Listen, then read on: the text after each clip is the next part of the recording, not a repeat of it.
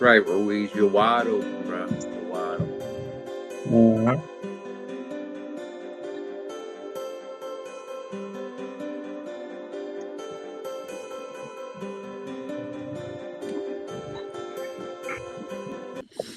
Welcome to another episode of the Hurricane Mike Show. I think this is episode 170.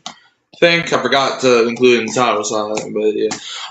The New Orleans Saints got their third win of the season against the Tampa Bay Buccaneers. Don't it just feel good to beat up on your rivals, though, even though you suck? Absolutely. Now there's just one more team to beat.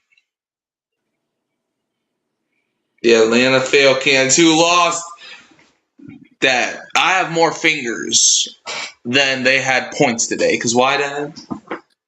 Because they sucked and they went to Seattle, and Seattle beat the brakes off them dudes. Man, and that game was at home too. Got the brakes beat off you at home. Crazy. Man, I hope y'all never change. In fact, I know y'all never gonna change. Anyways, before we get started into the Saints game, let's talk about the college football playoff bracket. As you know, it is official who's going to be playing who. So we're going to go from 1 to 12, and you let me know how you feel about either team being in the playoffs and what likely it is if they do something with that. What's good, Connor? How you doing? Let me find the, is this it? This better be it, because I'm not searching through 17 of these posts, so this better be the one.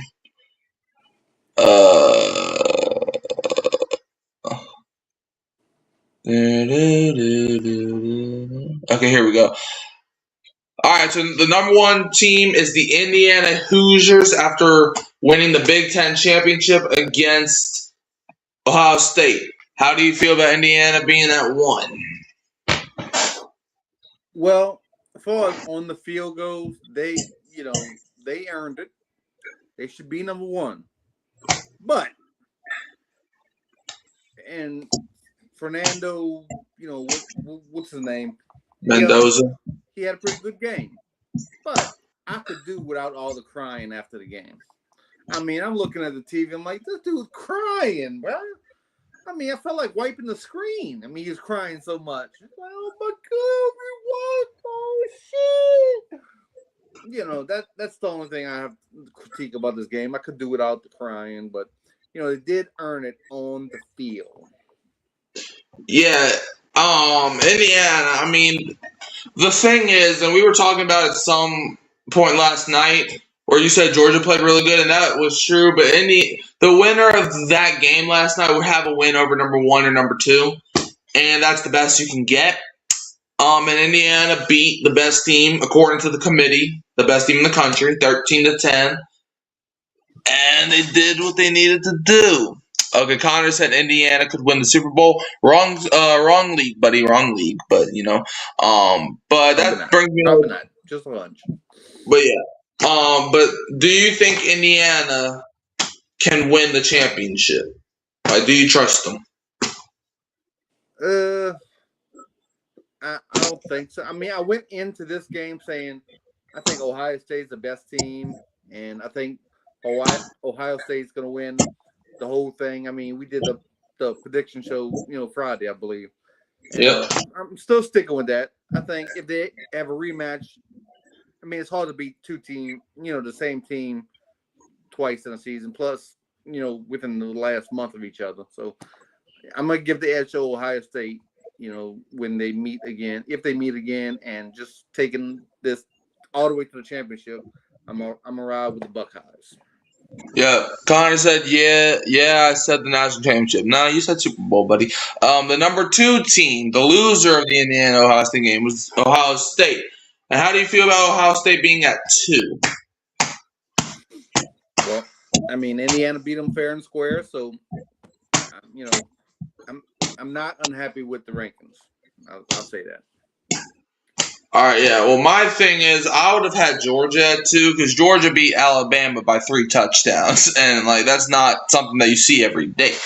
Ohio State, I understand they're at 1, but I would have put them to 3.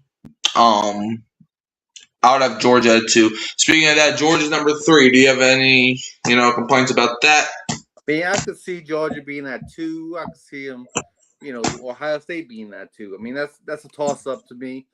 I mean, but the top 3 teams are pretty strong. So, I mean, there's no wrong answer here. I mean, 1, 2, and 3, either order, that's fine with me.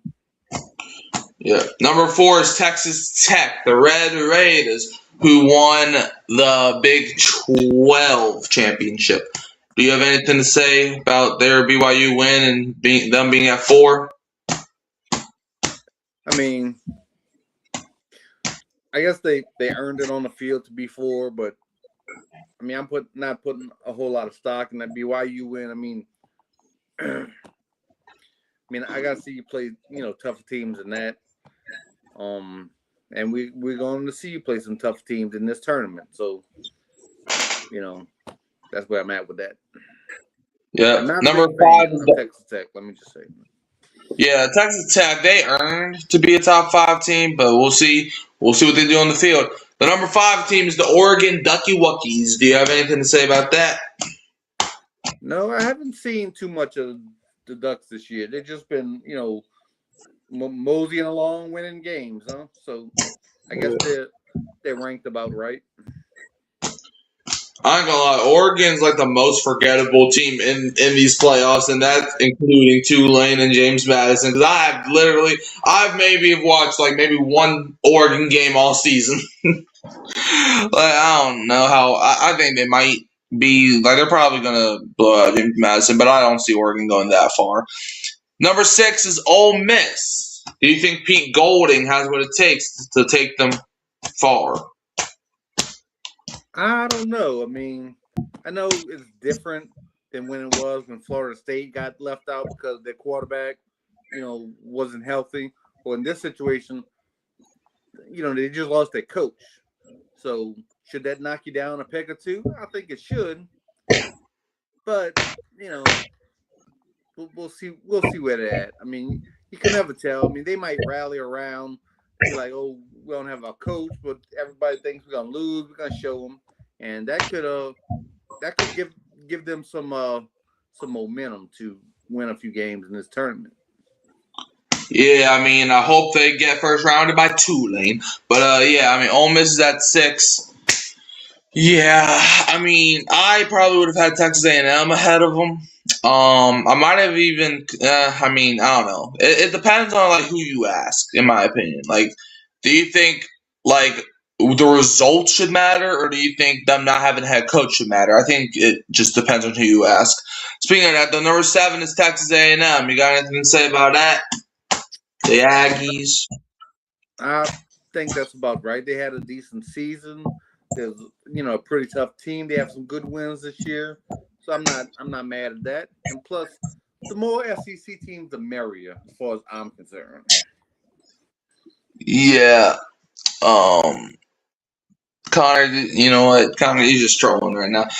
Texas A&M at 7. Yeah, I mean, they did just have a bad loss to Texas, but I mean, it's not like Texas is like freaking Delaware or anything. So it's like losing to Texas ain't the end of the world. I probably would have even had them at like 6, ahead of. I probably would have bumped them all up to 5, even though they lost to Texas, because I think they're a better team than Oregon. I think they're better than Ole Miss, but we'll see how Texas A&M does against Miami. At number 8, we got the Oklahoma Soonies. Do you have anything to say about that? I mean, I'm glad they're in there because they're in the SEC, but I don't know. They didn't impress me that much, especially in the second half of the year.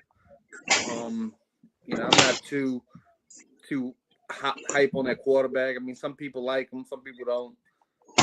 I'm not a big fan. So I guess they're ranked right as far as, the teams that are in and out. I guess they're right. Yeah, Oklahoma. Their defense is the reason they're in the top 10 and while they're in the playoffs.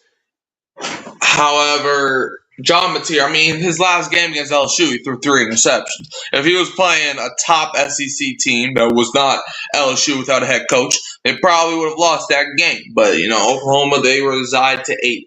At number 9 is Alabama. How do you feel about Bama's getting in, even though they lost by 3 touchdowns to Georgia? I like it. SEC. That's all I got. SEC. Yeah. Well, my thing with this, I don't like Bama. I don't. However, I will say this though. Be objective. Be objective. That's what I'm saying. I will say this. If you put in SMU last year over Bama, you have to put in Bama this year because just due to the fact that you can't go back on your word. Because last year, the reason SMU got in over Alabama is because SMU played in the conference championship. Now, I don't agree with Bama. I don't think Bama really deserves to make the playoffs, but I knew that they were probably going to make the playoffs because they played in the SEC championship while everybody else was just eating Cocoa Puffs. So that's why Bama got in. And there was a big debate. Who's going to get in? Who's going to get the last spot? Will it be Miami or Notre Dame? Will Notre Dame make it in? Because Notre Dame's been there basically all season and they have some good wins. Or will it be Miami? Because Miami beat Notre Dame and Miami beat Pitt larger than Notre Dame did. Miami also lost to 2 unranked schools. What are they going to do? At 10, they put in Miami. So do you agree with them putting in Miami over Notre Dame? Or do you think it should have been Notre Dame in? I agree that it should have been Miami on several reasons. Number one, head-to-head has to matter. It doesn't matter where you played them in the season. If you beat that team, you should have an edge on that team. If you have the same record, if y'all fighting for the same spot, it should go to that. And then, Notre Dame, I'm tired of y'all crying about stuff like that. The best thing y'all can do, get into a conference and, win some conference championships. And, they're always trying to sneak in, they want that non-conference money, but they want to sneak in ahead of some teams that, actually won their conferences and played in championship games. And, they sneaky. You watch out for them. They sneaky. Best thing y'all can do, get into a conference. Stop playing around. Yeah, I don't understand why Notre Dame is allowed to play outside of a conference. Like everybody else, they have to worry about making it to the conference championship. But Notre Dame, they just got to worry about making it into the top 10. Like, it makes no sense to me. It's like, I think they shouldn't be allowed to play if they're not in a conference. Because everybody else, Notre Dame is the only team that does not abide to the rules that everybody else is playing by. Like the Big Ten, they have a championship. The SEC, they have a championship. So why should Notre Dame just be allowed to make the playoffs, but they can't compete for a conference champ? It makes no sense to me. At number 11, they put in the Tulane Green Waves. How do you feel about Tulane getting into the playoffs? I love it. Look at, I don't really love this playoff scenario, but if you're going to have a 12-team playoff or they're talking about maybe even a 16 playoff coming up, I like to have some Cinderellas in there. Just like March Madness has some Cinderellas. Sometimes they take down Big Goliath. That's what Tulane and Madison's going to have to do. Take down the big schools. And, it's interesting. They'll probably get the brakes beat off from them sooner or later. But, it's good to have them in there just for some drama. Yeah, Tulane. This is the last year with John Sumrall. You see, Ole Miss, it is not impossible for a coach to coach you in the playoffs, even though you left. Just had to throw that in there. John Sumrall, who's the new Florida head coach, he's trying to coach Tulane to a national title. We'll see if he can do it. It's going to be tough. They got to play Ole Miss in the first round. That's, it's not the worst opponent to play against. Ole Miss is, they don't have a coach, so if Ole Miss is probably the easier team, it was either going to be Oregon or Ole Miss. I would probably rather play Ole Miss. Right. This was the perfect draw for Tulane. They couldn't ask for a better one. Yeah, because Ole Miss, if there's one team, like if you had to make me bet and like a gun to my head, who do I think Tulane could beat the most? It's Ole Miss because Ole Miss doesn't have a coach. And Tulane, they're riding high on momentum, and Ole Miss, they haven't played in over a week because they didn't play in the SEC championship. They haven't played since the Egg Bowl, and now their players might be demoralized because they have no coach. Well, they have a coach, but he's not their head coach. Well, I think he is their permanent head coach now, but I don't know. I just don't think. I think if there was one team I would trust Tulane to beat, it's Ole Miss. So we'll see if that goes to plan. And at number 12, they put in James Madison after they won their championship. Do you have anything to say about them? I don't know much about James Madison other than they're another Cinderella team. And why not? Put them in. Yep. Jerry says, great game today. Saints win and fail Kansas lose / eliminated. Did that game eliminate them? Yep. And now we're about to talk about that game. Saints win 24-20. Hey. Jerry, yeah, my second favorite NFL team, the Bucs, lost. It was embarrassing. GG's to the Saints. Ill. But yeah, Saints beat the Buccaneers 24-20. Saints now 3-10. Buccaneers 7-6. You got the casual Saints fans being like, why do we not lose? Now we're going to miss out on the draft pick. You know what I got to say to that? Screw the draft pick. I'm trying to win. I don't care about getting the second pick, the first pick, third pick. Man, I don't care what pick we get. I don't care if we don't have a first round pick. Man, we winning games. And that's all I could ask for. Like, drafting guys in the first with the first pick, that don't guarantee nothing. Yeah, it gives you a better shot to get a good player, but you can get a good player in any. Like there's a lot. Brock Purdy was taken with the last pick in the draft. Tom Brady, the best QB of all time, that man was not picked until until round 6. So you can get a good or great player whenever you want to. Just because you don't have a high first round pick, don't mean that you gotta draft a bust. Now I know the Saints like drafting busts for whatever reason, but that don't mean you got to. So yeah. Anyways, let's talk about this one.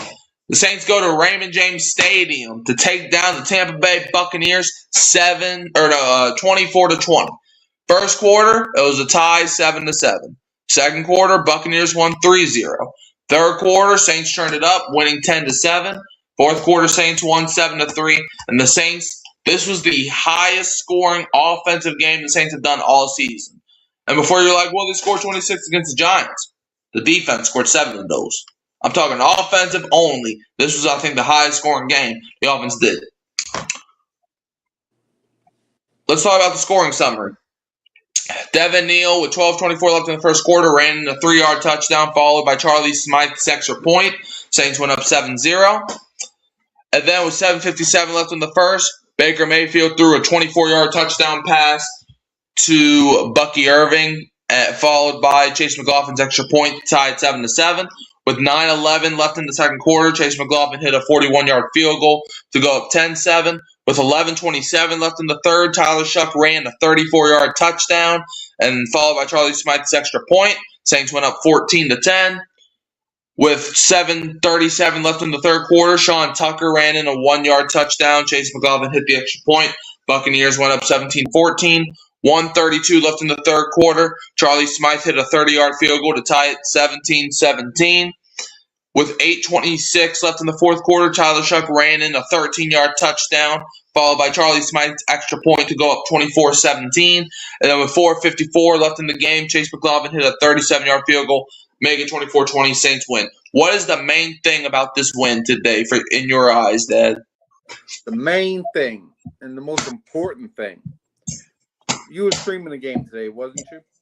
I did some of it. Well, why can't the announcers get Smythe's name right? They keep calling him Smith. I mean, every time they talked about him today, they said Smith. Is his name Smythe, right? Yeah, his name's Smythe. Well, to them, it's Smith all day long. Smith. Anyway, that's the main thing. Get the man's name right. Yeah, I know a Saints radio host named Matt Moscone, and look, I love Matt. I love him as I love him as a radio host. A lot of the stuff I do is because of Matt. He's inspired me to do lots of this stuff. But he even called him Smith like the entire week. So I'm like, Maybe it's one of those names where you could, say whatever. It's either one. Yep. Connor said Cade York, Charlie Smythe, Justin Tucker, and Blake Grupe. Yeah, those are 4 kickers that the Saints. Well, the Saints tried out 2. The Saints signed Cade York. They elevated Charlie Smythe. They tried out Justin Tucker, and they cut Blake Grupe. Grupe's in Indianapolis somewhere, so good for him. Anyways, yeah, the main thing today is just we won. That's the main thing.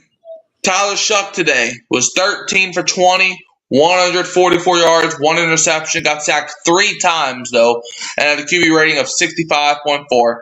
How do you feel about Tyler Shuck's passing performance today? I like it.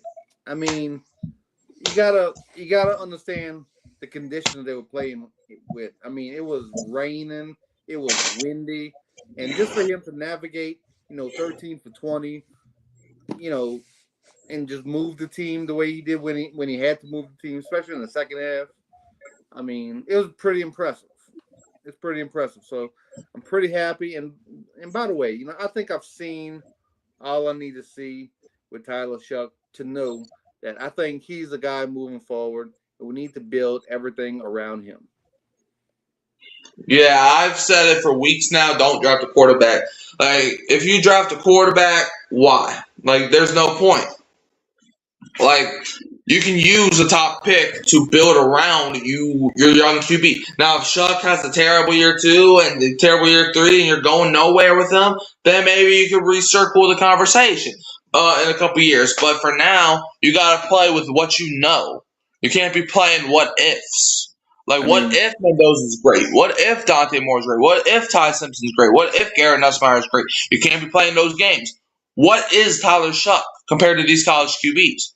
Shuck now has a year of experience, and he's older than some of the guys coming out of the draft. So, you just got to ball out if you're Tyler Shuck. Like the conversation you had earlier about, all these Saints fans saying, no, we got to keep tanking. We got to keep tanking. With this draft coming up, you could get somebody at number 2 and number 8, pretty much the same player. Unless you're looking for the franchise quarterback, then you have to take them 1, 2, or 3.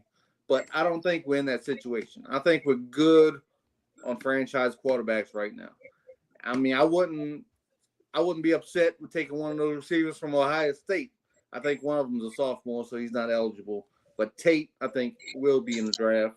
And I think he will be eligible no matter where the Saints pick, whether it's 3 or 8 or whatever. And plus, we need offensive line. I mean, we need some guards. Ruiz thinks he's a wide receiver now. I mean, we need some guards. And so no tanking. I mean, keep fighting, keep trying to win. And we're going to do the right thing by that first-round pick when we get there. Yeah, like the draft, man. God bless. Excuse me. Dang. Anyways, look, the draft is a few months away. So you got you got, I think, 4 games left to evaluate what you got to do for April's draft. Now, that being said, Tyler Shuck, honestly, I'll say he played great. Like, those aren't really great numbers, but let's talk about this running game for the Saints, because we've been saying it for weeks, years, decades, centuries. Run the ball. And that's what they did today. Devin Neal, 19 carries for 70 yards, 3.7 yards a carry, 1 touchdown, first career touchdown for Devin Neal. And also his longest carry was a 21-yard gain. Tyler Shuck, man, your second leading rusher, 7 carries for 55 yards, 7.9 yards per carry, 2 touchdowns for Tyler Shuck on the ground, longest run being a 34-yard gain. Audric Estime, the guy you got from Denver, 3 carries for 11 yards, 3.7 yards a carry, longest run being a 9-yard gain. Evan Hull, 1 carry for 4 yards, 4 yards a carry, 4 yards being his longest run. Taysom Hill, 2 carries for -1 yard, negative half a yard a carry, and his longest run was a 2-yard gain. So how do you feel about the running game today? I think we did well. It was good to see Devin Neal get, more looks, with Alvin Kamara's injury. And I would like to get more looks, and I think we will, of Evan Hall. I mean, he runs the ball hard. And I'd like to see him get, 8, 10 carries a game and see what he can do with that. But all in all, I mean, pretty happy with the running game today, and we needed it with that weather condition that we had today. Yeah, Connor said M5 opening is that REG Saints paid WL. Yeah, you're right. Yeah. Okay. Yep. Definitely. Dad, did you see Tyler Shuck's second touchdown on the ground? Of course. So all of them. Man, did you? When he was contacted, were you like, "Oh, he got sacked"? Oh, that one. Going that way. Yeah. Look, he has some athletic ability. He was able to spin out of that one and take it down the left sideline. Yeah, man. But when I was watching that play, because I didn't watch the first half or the first couple drives of the third quarter because I have a life. But when I got back home, I'm watching the game and I'm like, this man's crazy. Like this man, like it kind of reminded me of the helmet catch. When the Giants played the Patriots in the Super Bowl. Now it wasn't that man. It wasn't that. It wasn't in that moment. It wasn't in a Super Bowl. And obviously he didn't throw the ball. But if you remember Eli Manning, that dude, like the commentator said, gets sacked. Oh, he stays on his feet. That was me. I was like, Tyler Shuck, he got sacked. Nope, he's still going, and he scored a touchdown. So I was like, whew, man, I'm watching that. And I'm like, man, this dude, he's got some wheels on him. Now, if you can build around him, give him some receivers, some offensive linemen, to where he doesn't have to get hit every week, that'll be wonderful. Because Cesar Ruiz, man, that dude can't block a spam call, bro. I don't know what Cesar Ruiz is doing out there.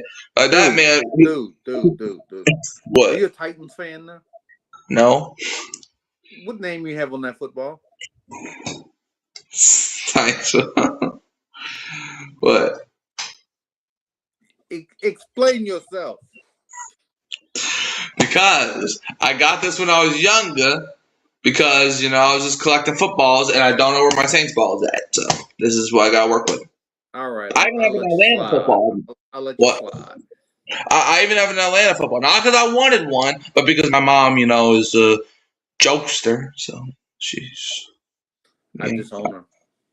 Yeah, I mean, I'm pretty sure I purposely don't know where it is. I mean, I threatened to throw it over the canal, but I didn't want to hurt nobody. So yeah, but yeah, I don't know where my Saints ball is. If I ever find my Saints ball, I'll use that ball, but I don't know where it's at. I might get another one. I don't know. I have 7 different balls I can't find right now. But anyways, yeah, the running game was magnificent. Let's talk about the receiving game. Devon Vele, 3 receptions for 40 yards, 13.3 yards of catch, longest being a 16-yard gain, had 5 targets. Juwan Johnson, 4 receptions for 38 yards, 9.5 yards of catch, longest being a 12-yard gain, and had 4 targets.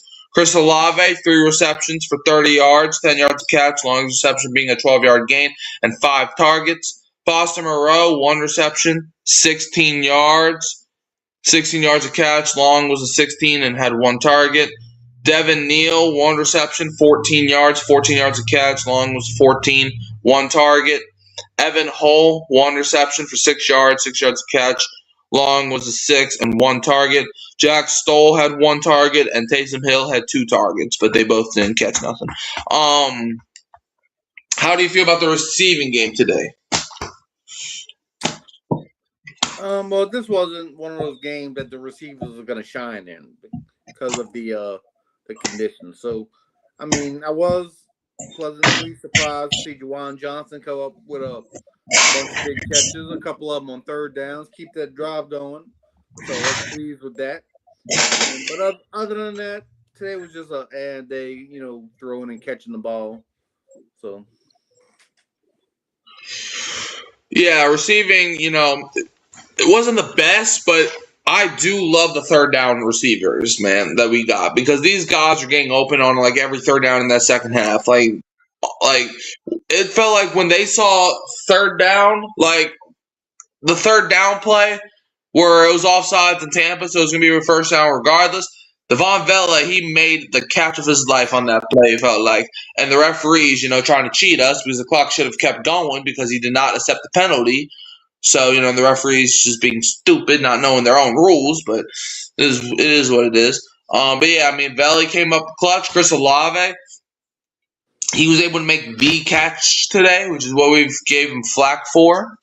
And yeah, did you know the Saints have the OST receiving yards since 1222? What? No. Are you saying the most receiving yards since? What is that supposed to be December 22nd of the year? Like, what does 1222 stand for? I'm confused. Football wasn't even around in 1222, so I don't know. But anyways, yeah. I mean, there also it was I think 3rd and 13, and Devin Neal caught a ball out of the backfield. It looked like he was gonna get stopped, and he still tight roped the sideline for a first down. Like, the receivers came up clutch on third down. Now let's talk about the Saints defense. Kool-Aid McKinstry, he was actually Kool-Aid today. Wait, hold up. Wilbur/Noah said, nice win. Shuck believer since day one. Yeah, I mean, it was a nice win. Shuck played his part. This was a great team win, and Shuck played a part of that. Get the man a number one wide receiver ASAP. Yeah, that's what I'm saying. If you build around Shuck, you can win games. Like you saw it today. He did this with Chris Olave and Devon Vela against the number one team in the NFC South. So if you can do that with the Island Misfit Toys, if you give the man, I'm not saying you got to trade away Olave. I'm not saying you got to trade away Vele. But what I'm saying, give this man more weapons, Like, you traded away Shaheed, which I still don't understand to this day. Like, if you had Shaheed, if you still had Shaheed, you would have won the Miami game. You probably would have beat Atlanta as well. So, Olave, Vele, and a stud wide receiver would be nice. It would be. Let's see. All right. Kool-Aid McKinstry, 6 tackles, 1 assist. He played hard today. Jordan Howden, 5 tackles, 1 assist. Carl Granderson, 4 tackles, 1 assist. Demario Davis, 4 tackles, 3 assists. Chris Rumpf, the second, had 3 tackles, 1 assist. Nathan Shepard, 3 tackles, 2 assists. Quincy Riley, 2 tackles, 1 assist. Pete Werner, 2 tackles, 1 assist. Danny Stutzman, 2 tackles, 1 assist. Brian Brzee had 2 tackles. Alante Taylor, 1 tackle, 1 assist, and 1 interception. Cameron Jordan, 1 tackle, 1 assist. Terrell Burgess, 1 tackle, 1 assist. Jonah Williams, 1 tackle, 1 assist. Chase Young, 1 tackle. Jonas Sanker, 1 tackle, 2 assists. Devon Godchow, 1 tackle, 3 assists. Jonathan Bullard had 1 assist. And that's it. How do you feel our defense did today, Dad? I give them a middle grade. I mean, we didn't get to the quarterback enough. I mean, we didn't have any sacks, 0 sacks. And Baker Mayfield got out of the pocket and made plays with his legs way too much. I mean, he's not that dude. He's not a fast one of these running, scrambling quarterbacks. And, he was running all over us today. So those are the bad. But the good, Alante Taylor with that pick did what he needed to do. And Kool-Aid did what he needed to do. A good tandem with the cornerbacks today. Yeah, our corners look straight. We would have had another interception, I believe, by Sanker, I think it was. But Quincy Riley committed a penalty. And Sanker almost had another interception at the end of the game, but he dropped it. But we still won, so I'm not tripping. Wilbur/Noah said, need a strong defensive tackle that can push the pocket. And in that rusher, yeah, look, if we can get pressure so we don't have to rely on these long field drives because, you're like, if we can just get sacks, get pressures, tackles for loss, fumbles. Like it would help us immediately. Like yeah. And the defense played amazing. Well, it didn't play amazing, but there were some plays where Baker Mayfield got out the pocket on third down.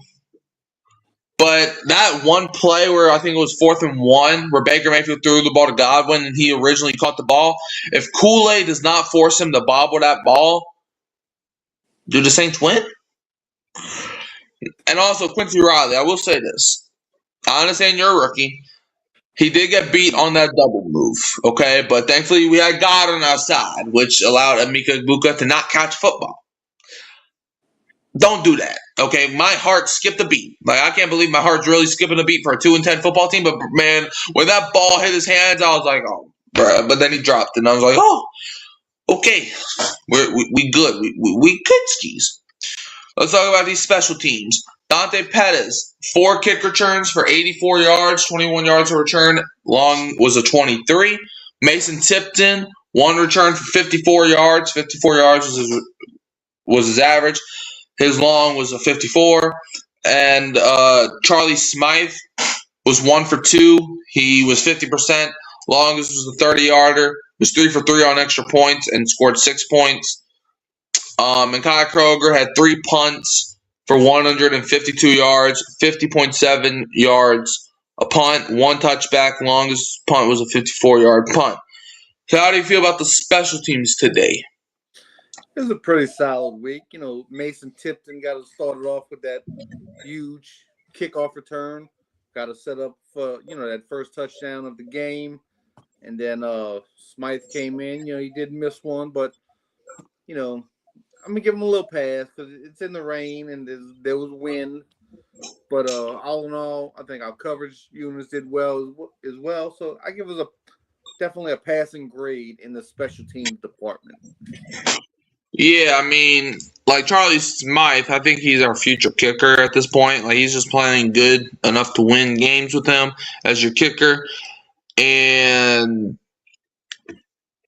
Kai Kroger, I will say he does need to improve on his accuracy, but overall, I think he's a pretty good punter. Mason Tipton, I feel like, is our future return man. Yeah. Let's talk about the Buccaneers now. Baker Mayfield, man of the hour, 14 for 30, 122 yards, 1 touchdown, 1 interception, and had a 55.1 rating. How do you feel Baker Mayfield did today? Yeah, he really struggled throwing the wet ball today. He went on a streak. I think it might have been like 8 or 10 straight incompletions. I mean, he was really struggling throwing the ball. I'd like to think, Saints were locking him down, but more likely he was struggling throwing a wet ball. I will say this. Baker Mayfield, it's weird. He started the game hot. Like, he started the game, I think, with 6 straight completions. But then he's died off. Like, 14 for 30, that's not good. Not even a little bit. Like, 55 QB rating, like, that's not good. I used to think Baker Mayfield was a top 10 quarterback. I might have to rethink that now because I don't know what this is, like, divisional game or not. You can't be throwing 14 for 30. So how about the running game? Bucky Irving. Am I the only one that finds it funny that a guy named the Buck E plays for the Bucks? But, whatever. Bucky Irving had 15 carries for 55 yards, 3.7 yards to carry, and his longest was a 32. Rashad White had 11 carries for 53 yards, 4.8 yards to carry, and 11 was his longest. Baker Mayfield, 6 carries for 42 yards, 7 yards to carry, his longest was a 16. Sean Tucker, 7 carries, 29 yards, 4.1 yards to carry, 1 touchdown. Longest run was a 13-yard gain. How do you feel the Buccaneers' run game did? They ran for a total of 179 yards. So usually that's getting it done. And in weather conditions like this, you need to run the ball, and they did, but just wasn't good enough today. That's all I gotta say. Just wasn't good. Yeah, I will say our defense did well stopping the run later parts of the game. We'll just see if they can continue with that momentum. They're going to be at home next week against the Panthers, so And they beat the Panthers once in Carolina, so on there should be no Thursday. reason why we can't do it again. Thursday night football. Huh? Thursday night football. The Panthers and Bucks this week, right? It is. I think so. No, we played the Panthers this week. Who plays on Thursday night football this week? You're thinking of Atlanta versus Tampa. Atlanta and Tampa. Okay. Yeah, because we play Carolina on Sunday. Okay, that's what you was talking about. Yeah, we play Carolina on Sunday. Okay. Yeah, so we're gonna be at home, and we beat Carolina in Carolina last time, so there should be no reason that we can't win at home. And we have a soft schedule. Like the Saints could literally win the rest of their games if they play like this. Like who scares you? Panthers, you beat them already. Jets, Titans, and Falcons. That's what I was saying. I'm like, this was the toughest game remaining on our schedule. Everything else was soft. Like the Jets, they just got blown out by the Dolphins, a team we almost came back and beat. Panthers, like I said, you already beat them, so you know how to beat them. Panthers, Jets, Titans. I mean, they beat the Browns today, but I mean they almost lost to the Browns, and the Browns suck. And Atlanta, yeah, you lost to Atlanta this season already, but Atlanta just scored 9 points in a 3-hour game of football.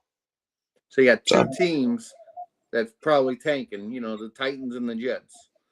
So that's. And then you have 2 divisional games. And then you got 2 divisional games, and yeah, so. And then Atlanta, they might actually try to lose the last week to get Raheem Morris fired, to be honest with you, if he's not fired already. So they might give us that game. Probably not, but I can dream. But anyways, let's talk about these Buccaneers receivers. Chris Godwin Jr., 5 receptions for 55 yards, 11 yards a catch. Longest was a 21. And had 8 targets. Bucky Irving, 2 receptions for 26 yards, 13 yards a catch, 1 touchdown. Longest was a 24 and had 3 targets. Cade Otton, 3 receptions for 19 yards, 6.3 yards a catch. 9 was his longest and had 4 targets. Emeka Egbuka, 2 receptions for 15 yards, 7.5 yards a reception. Longest reception, 9-yard gain, and had 9 targets, and also dropped a wide open touchdown, which could have put Tampa. It was at least going to tie it at that point. So Sterling Shepard had 1 reception for 5 yards, 5 yards a catch. Longest reception being a 5-yard gain and had 1 target. Rashad White, 1 reception for 2 yards, 2 yards a catch. Longest reception being a 2-yard gain and had 2 targets. Cameron Johnson had 1 target, and that's it. How do you feel about the Buccaneers receiving game today? Well, their receiving game's really been struggling ever since Mike Evans went down. And so Chris Godwin is their number 1 guy, and he showed up today, with 5 catches. But other than that, all the receivers, they didn't do too much. I mean, the other ones catching was tight ends and running backs. Bucky Irving got the 1 touchdown pass.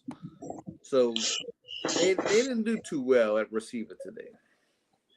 Yeah, I mean, if the Saints defense played blanket coverage, I think Brandon Staley. I was hard on Brandon Staley most of the season, but I mean, the Saints are playing like a top 15 defense. And I'm not just saying that. Like, look at the numbers. Like, they have a top 15 defense. You saw those numbers that they put on the screen today?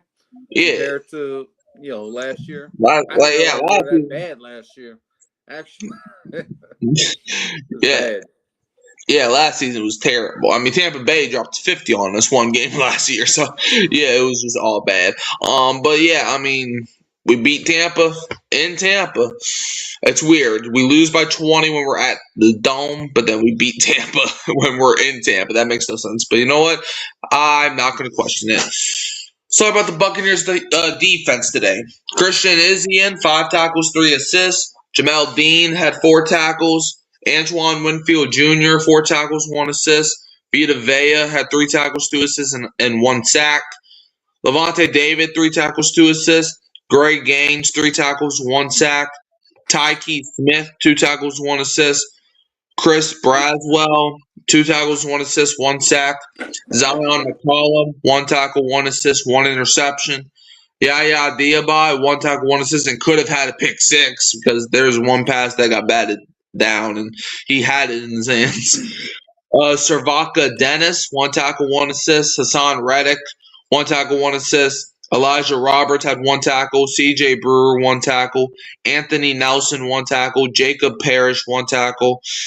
Deion Jones, 1 assist. Logan Hall, 2 assists. And that's it. How do you feel the Buccaneers defense did today? I feel like Mickey Loomis is a very generous man. You want to know why? Why? Because he's sending out Christmas gifts early. He sent Vita Veda a Christmas gift today by letting him play against Cesar Ruiz. I mean, if Vita Veda had to play against Cesar Ruiz every week, he'd be in the Hall of Fame. I mean, he was wrecking the game today. And Cesar Ruiz was just turning around like a top every time. I mean, Vita Veda, all over, Tyler Shuck. So, so that was, a good spot for them. I mean, in the first half, they really shut us down after that first touchdown drive. But then we got them in the second half, though. Yeah, I mean, the Buccaneers defense, they didn't play terrible. They just got even on that second touchdown by Shuck, they had them. They just failed to execute the plays. But they were forcing the Saints in the 3rd and longs, but they just could not get off the field on the 3rd down plays. And that's really what ruined Tampa today. So about the Buccaneers special teams unit. Cameron Johnson, 2 kick returns for 39 yards. All right, 19.5 yards return. Longest return was a 23-yard return. Cameron Johnson also had 2 punt returns. Didn't get anything out of them, though. Chase McLaughlin was 2 for 2 today, was 100%. Longest was a 41-yard field goal, was 2 for 2 on extra points, and scored 8 points. And Riley Dixon had 1 punt for 31 yards. 31 yards a punt, 1 inside the 20. Longest punt was the 31-yard punt. How do you feel the Buccaneers special teams did today? I mean, there's nothing really to talk about. I mean, they didn't have too much opportunities. I mean, the kicker, 100%, 2 for 2. And the punter, his 1 kick went inside the 20-yard line. That's good for him. But yeah, that's nothing really to talk about here. Yeah, and I mean, look, I'm surprised McLaughlin made the field goals, but he's probably used to the rain, being in Tampa Bay, so that's probably why, it was an advantage for him. So about the team stats, Saints had 260 total yards, 121 passing, 139 rushing, 4.7 yards per play. They had 16 first downs, 5 for 11 on 3rd downs, and all 5 of those came in the second half. Saints were 0 for 1 on 4th downs. They ran 55 total plays. They allowed 3 sacks. They punted the ball 3 times, had 10 penalties for 82 yards. 1 of them wiped away an interception. Saints had 1 interception thrown. They had the ball for 27 minutes and 48 seconds. They had 40 tackles. They were 1 for 2 on field goals, and they were 2 for 3 inside of the red zone. Buccaneers, they had 301 total yards, 122 passing, 179 rushing. They out-yarded the Saints in every way, but yet we still won. So, yeah, Buccaneers averaged 4.4 yards per play. They had 19 first downs. They were 2 for 13 on 3rd downs. They were 2 for 7 on 4th downs. Why they going 4 on 4th down 7 times if you can only get 2 of them? That's why I have a bald head, because I pull my hair out about this every week. People don't respect their possession. They don't respect scoring points when, especially in, a monsoon. I mean, it's raining, people slipping all over the place. Get your points when you have to. I mean, punt the ball, have them inside their 20-yard line. But no, I ain't going to have no hair ever.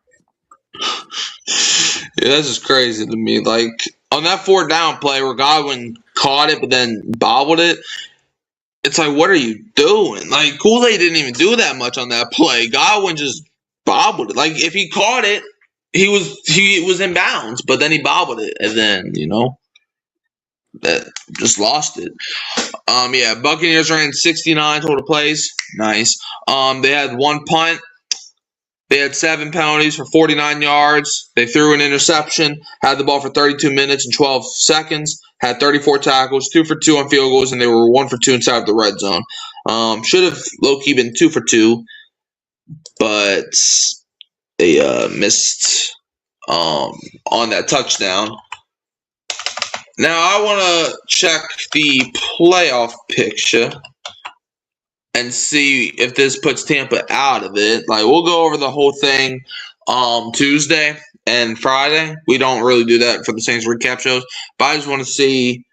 I'm gonna be honest with you. I low-key just want to see if Atlanta's mathematically eliminated. That's the only reason why I pulled it up. But also, I'm also curious to see where Tampa, because I know they have 6 losses and Carolina has 5 losses. Oh, they're showing it right here. So okay, so Tampa. Oh, so they're both 7-6. So Tampa is currently the 4th seed. So Tampa Bay is still, and they're still number 1 for the division. But I don't care. I still want to see Atlanta. Are they eliminated? Yep, Atlanta is eliminated, which, yay. Makes you happy, huh? Yeah, that doesn't really make sense though, because because never mind, it kind of does. I don't think the record is carried over, but I think they're 4-10 now. Or no, they're 4-9. That's weird because if they win out, maybe it's because Tampa Bay plays Carolina twice, so maybe ties are the reason. I don't know. I'm bad at math sometimes, but yeah. So Atlanta, they out of the thing. Which, hey, if we're gonna go down, you're going down with us. So yeah, man, I'm not gonna lie. Sometimes you live to appreciate the fail cans. Because they're like, hey, well, you're trash. We're going to be trash with you. At least you won't be able to have to watch us in the playoffs. Yep. But, man. But, yeah, this puts Tampa as, well, they remain the 4 seed. Tampa Bay got lucky that, honestly, Panthers, they won their bye week. Because if you're Carolina, you're obviously rooting for the Saints to beat the Buccaneers. Because then y'all both 7-6. And the Panthers play Tampa Bay 2 out of the next 4 games. So, yeah, if you're Carolina, you were diehard Saints fans today. And, hey, we got you an early Christmas gift. So, just for that, Carolina, you have to let us beat you on Sunday. Anyways, yeah. Go Saints. Dad, do you have anything else to say? Just that it's a good day to be a Saints fan, my boy. Yep. And hey, remember last podcast where I said better days are ahead? Shoot, this is a pretty good day. It's better than losing 10 games. But yeah, let me give the shout outs. Shout out to Connor and shout out to another guy in here. Shout out to Jerry and shout out to Wilbur_Nola for popping in here. Dad, where can they find you? Mic'd Up YouTube page and on a Hurricane Mike show every week. Yep, you can always find me at Hurricane Mike, Kyle Phelps, and Keeping It Real Who Dat Sports Podcast. Don't forget to like, subscribe, share, turn the bell on so you don't miss another upload. And Dad, we're going to leave them as always with a who dat. And don't be a what? Don't be a fail can fan. They get the breaks beat off them at home. Yes, they do. 37-9. 37-9.